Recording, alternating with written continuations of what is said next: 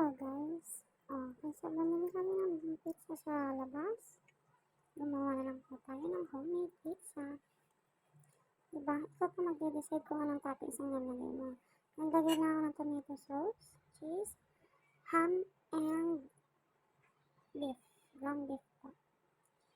Diba? Nakatipid ka na. Masarap pa. Tapos, safe pa kasi alam mo ikaw ang gumawa. So, ayan. Naglalagay na tayo ng ham.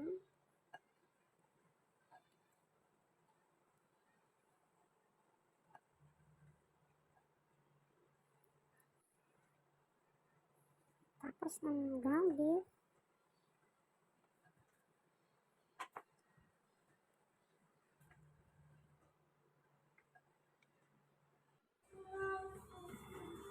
Okay na. Lagyan natin sa oven. Ilutuin natin yan for 20 minutes.